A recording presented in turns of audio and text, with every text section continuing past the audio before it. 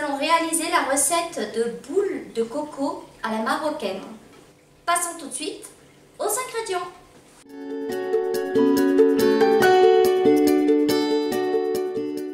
Pour ce faire, nous allons avoir besoin de 250 g de confiture, soit d'abricot ou de fraise. Notamment ici, j'ai pris de la confiture de fraise. Nous allons avoir besoin de 3 œufs. Nous allons avoir besoin d'un sachet de sucre vanillé, d'un sachet de levure, d'un verre d'huile, un verre de sucre en poudre, 200 g de noix de coco, râpée bien sûr, et d'un peu de farine. Passons tout de suite à la recette.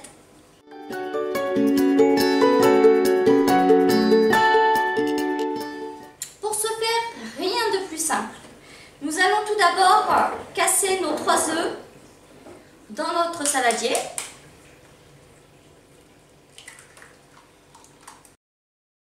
Mettre notre verre de sucre à l'intérieur. Notre sachet de levure.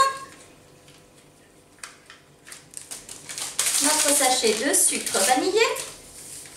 Et notre verre d'huile. Nous allons battre vigoureusement le tout.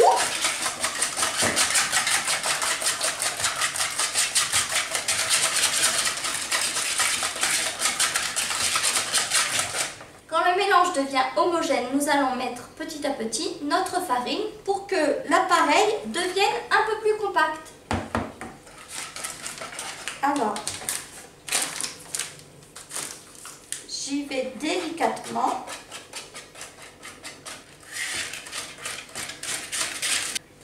Faut vraiment pas que ça soit liquide, hein.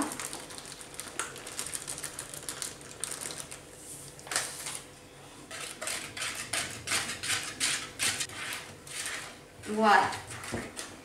Ma pâte est vraiment plus compacte, lisse, pas trop coulante non plus. Je vais pouvoir faire mes petites boules pour pouvoir les mettre au four. Mais avant, je vais mettre mon four à préchauffer à 175 degrés, thermostat 7. Voilà, notre four est en train de préchauffer. Je vais pouvoir me munir de plaques de cuisson à laquelle je vais rajouter du papier sulfurisé.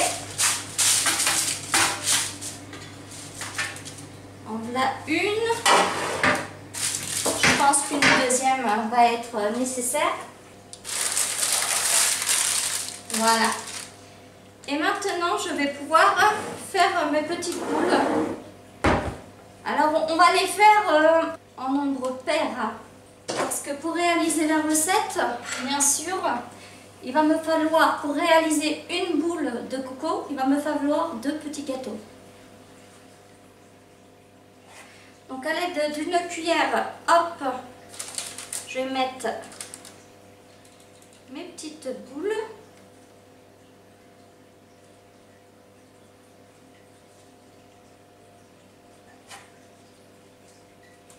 En espaçant bien de quelques centimètres quand même, parce que ça va gonfler. Faut pas en mettre une grosse cuillère. Vous voyez, j'ai vraiment une petite cuillère pour faire des boules moyennes.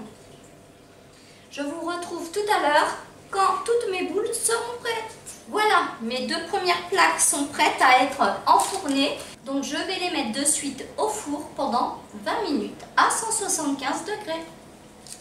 A tout à l'heure.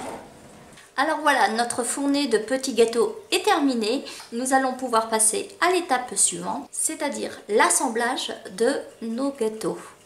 Pour cela, c'est très simple. Nous allons commencer par disperser nos 200 g de noix de coco dans une assiette. Après avoir attendu que nos gâteaux soient refroidis, nous allons les passer une couche de confiture de fraises que nous allons réserver. Hop, alors on peut y aller, hein. Je vous montre. On prend un gâteau d'à peu près la même grandeur on fait pareil.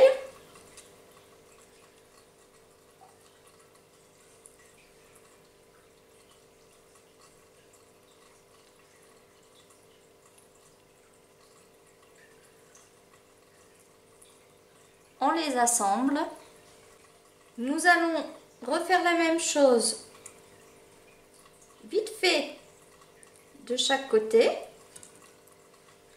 Et ensuite, nous allons le passer dans la noix de coco. On peut bien sûr enlever l'excès de noix de coco. Et voilà, nous allons répéter l'opération pour chaque petit gâteau. Alors voilà, mes boules de coco sont terminées.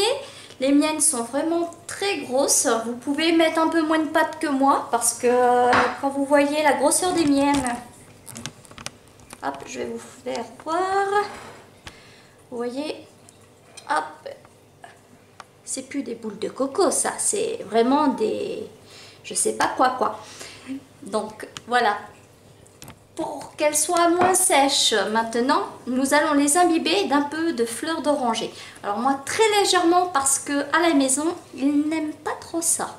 Pour ce faire, je me munis d'une autre assiette. Alors par ici, je dois avoir une petite pipette qu'on peut retrouver sur les babas au rhum dans nos pâtisseries artisanales. Il y a certaines pâtisseries qui fournissent directement la pipette de rhum. Donc moi je vais m'en servir pour la remplir. Prendre un à un. Voilà. Je les mets comme ça en surface. Moi j'adore la fleur d'oranger, ça sent vraiment très bon.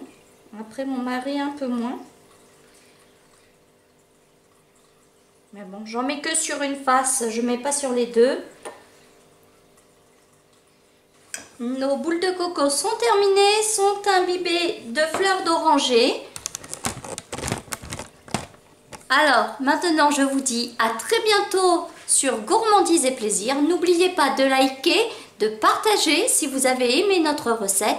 Et je vous dis à bientôt sur Gourmandise et Plaisir. Ciao!